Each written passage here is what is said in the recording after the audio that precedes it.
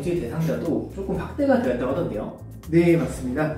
이번 연말정산부터 재혼한 부모님이 사망한 경우에도 계부, 계모를 실제로 부양을 하고 있다면 공제 대상에 포함이 됩니다.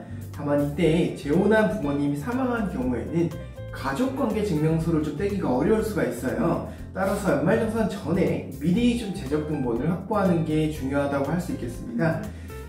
또한 자녀 세액공제 대상도 올해 좀 개정이 돼서 변경이 되었는데요. 기존에는 자녀 세액공제 대상이 7세 이상 자녀와 그리고 7세 미만의 취약아동 이렇게 두 가지로 분류가 되었는데요. 여기서 두 번째로 말씀을 드렸던 7세 미만의 취약아동이 아동수당과 중복된다는 부분으로 인해서 빠지게 되었습니다. 따라서 현재는 자녀세액공제 대상은 7세 이상의 자녀만 해당이 되겠고요. 이 개정사항에 따른 올해의 자녀세액공제 대상은 2013년 12월 31일 이전 출생자라고 생각하시면 되겠습니다. 네, 많이들 좀 헷갈리는 부분들을 잘 짚어주셨고요. 포인트 잡으실 거는 7세 이상인 자녀만 해당한다. 그렇게 좀 보시면 될 것 같습니다. 네, 그리고 연금저축 계좌 납입 한도도 조금 상향됐다고 들었거든요. 네, 맞습니다. 이번 연말정산부터 만 50세 이상자의 연금저축 계좌 한도가 200만원 상향되어 연말정산 공제를 늘릴 수가 있습니다. 따라서 기존 연금저축 계좌 한도는 400만원이었는데요. 그 400만원이 200만원 상향돼서 600만원으로 늘어났고요. 여기에 퇴직연금 계좌 납입액까지 더하게 되면은 총 한도 900만원이라고 생각하시면 되겠습니다. 다만 이는 2022년 12월 31일까지 한시적으로 적용되는 딱 3년간만 적용된다고 보시면 되겠고요.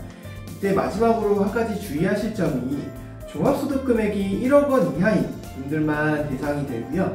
금융소득이 2천만 원을 초과하지 않는 분들만 해당된다는 점은 유의하셔야 되겠습니다. 네, 본인 소득을 보시고요. 조금 소득 기준 내에서 한도가 여유가 있으신 분들은 추가 구입하셔도 도움 많이 되실 것 같습니다. 네, 다음으로는 예전부터 좀 관심이 많았던 월세 세액공제에서도 조금 짚어주실 부분이 있으시다고요? 네, 맞습니다. 월세 세액공제를 받기 위해서는 먼저 주민등록을 옮기셔야 되는데요. 또 일반적으로 얘기하는 전입신고를 하셔야 됩니다. 또한 이번 연말정산부터 일부 완화되는 기준이 좀 있습니다. 조금 이따가 표로 보여드릴 거고요. 월세 세액공제를 받기 위한 요건들을 간략히 말씀을 드리면 무주택 근로자로 총 급여가 7천만원 이하여야 됩니다.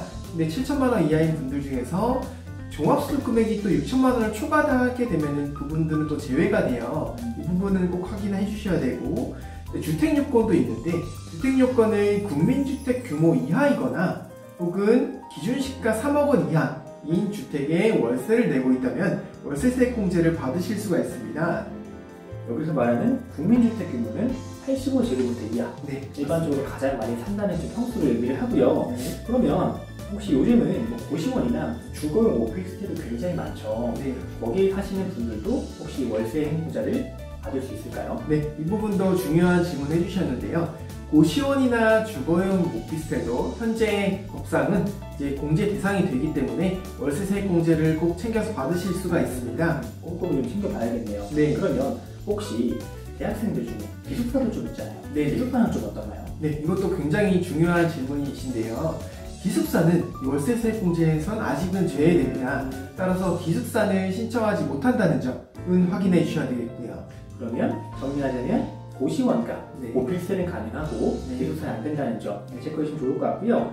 그러면 우리가 월세도 많이 나가지만 네. 요즘은 관리비도 굉장히 세죠. 네, 맞습니다. 혹시 관리비도 월세 세액공제 안에 포함이 될까요? 네, 관리비는 월세에는 들어가지 않기 때문에 지금 말씀드리는 월세세액공제 또한 받지 못합니다. 네, 이 부분도 주의하셔야 되겠고요. 네. 그리고 등본상 주소지를 월세 주거지로 변경하는 전입신고 절차가 무엇보다도 중요한데요. 만약 집주인과의 마찰 때문에 올해 공제 신청을 못했다고 하더라도 향후 5년까지는 경정청구라는 제도를 통해서 이제 나중에 환급을 받을 수 있다는 점은 알고 계시면 도움이 되실 겁니다. 네, 좋은 정보 감사합니다. 참고로 일부 기준이 완화된 거는 저희가 표를 좀 띄워드릴 거예요. 여기서 해당하신 분들은 참고해서 보시면 좀 도움이 될 것 같습니다. 이어서 이번에는 주택 청약 쪽 종합저축 관련해서 좀 말씀을 드릴 건데요. 지금 이제 집을 사기가 어렵다 보니까 계속 주택 청약을 넣고 있는 분들이 많으실 텐데요. 이 주택 청약 종합저축을 공제받기 위해서는 금융기관에 꼭 무주택 확인서를 미리 제출하시는 게 상당히 편리하십니다.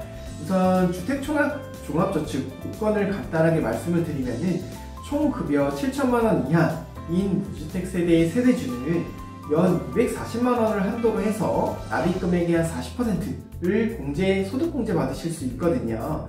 다만 금융기관에 무주택 확인서를 미리 제출해야 됩니다. 만약에 늦게 제출하는 경우에는 추후에 이제 국세청 홈택스의 연말정산 간소화 서비스에 이 부분이 조회가 되지 않아요. 따라서 실무적으로는 연말정산 때 공제 신청할 수가 없어서 번거롭게 되는 경우가 많거든요.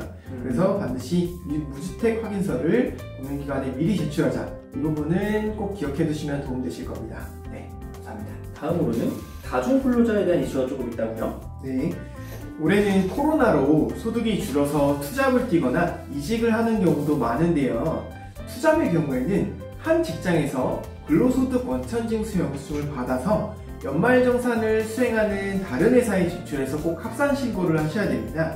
또한 2020년도 중간에 이직을 하신 분들도요, 이직한 현재 근무지에서 그 이전 근무지의 근로소득 원천징수 영수증을 받아서 합산해서 연말정산 신고를 하셔야 되겠습니다. 그렇지 않으면 매년 5월달에 종합소득세 신고를 별도로 하셔야 된다는 권고로 있고요. 이를 또 진행하지 않게 되면은 불필요한 가산세 부담까지 있을 수 있다는 점은 기억해 두셔야 되겠습니다. 네, 추가적으로 근로소득의 종류 여러 가지가 있는데요. 그 중에 일용 근로소득은 이 합산 대상에 포함되지 않아요. 그런데 내 소득이 일용 근로소득인지 근로소득인지는 한번 꼭 확인해 보시고 진행하실 권고드리겠습니다. 네, 다음으로 이 산후조리원 관련해서도 조금 팁을 주실 게 있다고요? 네, 맞습니다. 총 급여가 7천만 원 이하 노동자 또는 기본공제 대상 배우자가 산후조리원을 이용한 경우에는 출산 1회당 200만 원을 한도로 해서 의료비 지출로 공제받으실 수가 있는데요.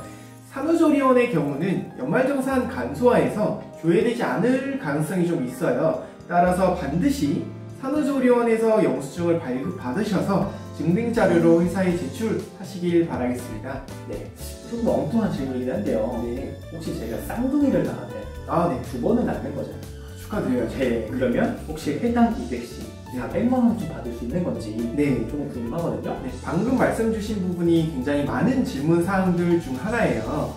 근데 이제 법령에는 출산 1회당 200만 원이라고 적혀있기 때문에 쌍둥이도 출산 1회 한 번에 들어가기 때문에 각각 200만 원이 아니고 한 번에 합쳐서 200만 원 한도로 해서 의료비 공제 받을 수 있다는 점은 기억해 두셔야 되겠습니다. 네, 쌍둥이 나가신 분들 조금 참고하셔야겠습니다.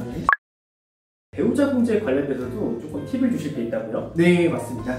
혼인신고를 올해 12월 31일까지 하셔야지만 배우자 공제를 받으실 수가 있습니다. 세법상으로는 사실혼은 인정되지가 않아요. 따라서 법률적으로 혼인신고를 하셔야만 배우자 공제를 적용받으실 수가 있고요. 또한 혼인신고를 하시게 되면 종합소득 금액이 3천만 원 이하인 여성 근로자분들은 추가로 부녀자 공제도 소득공제로 받으실 수가 있거든요.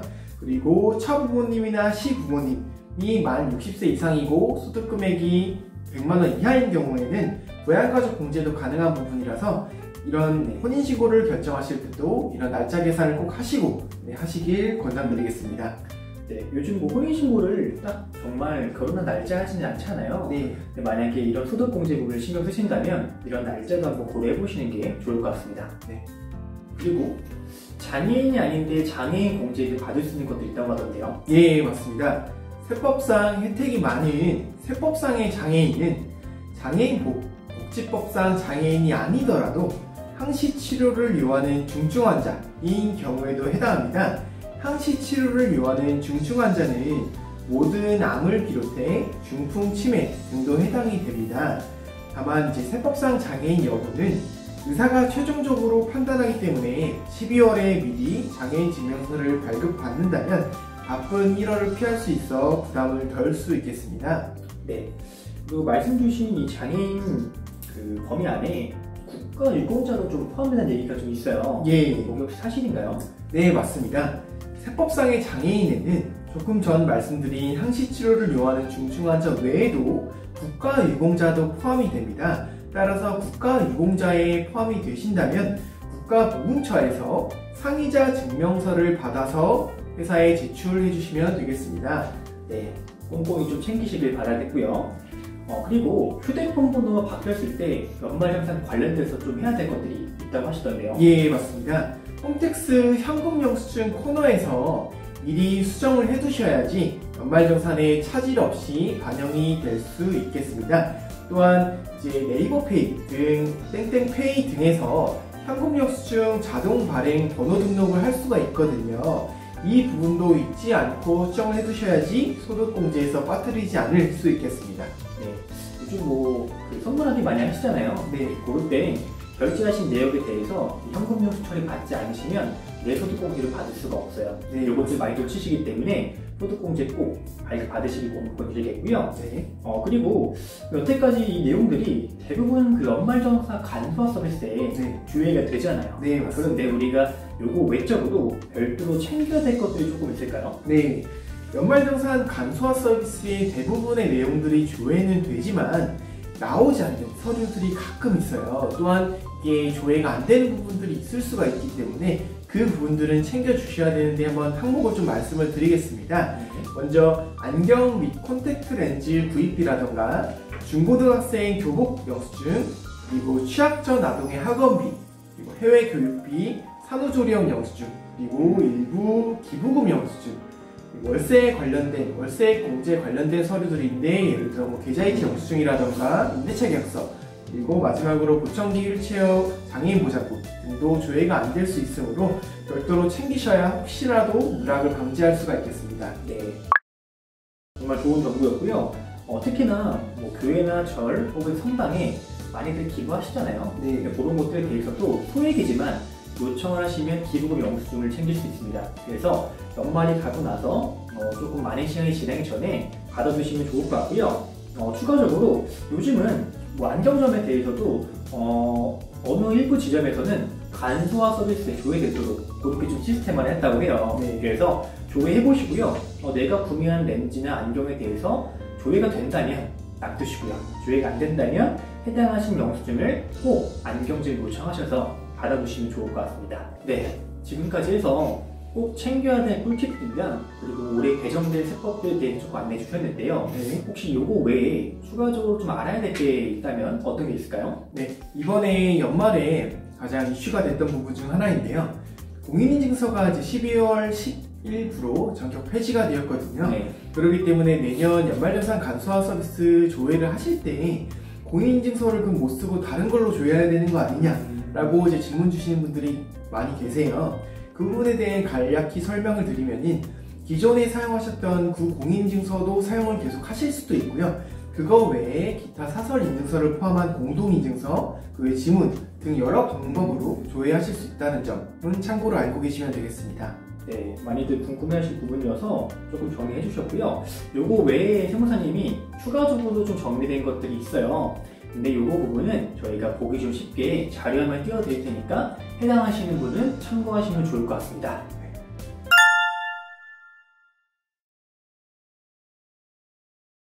네, 이렇게 해서 연말정산 관련 꿀팁 8가지와 각종 개정세법에 대해서 알아봤는데요. 이 연말정산이라는 것은 알면 알수록 또는 챙기면 챙길수록 내 지갑은 더욱더 두둑해집니다. 그래서 이런 영상들을 보시고 올해 또 나아가서 내년에는 작년보다 조금 더 환급을 받으시길 바라겠고요. 저희는 조금 더 알찬 정보를 가지고 다음 영상에 찾아뵙겠습니다. 감사합니다.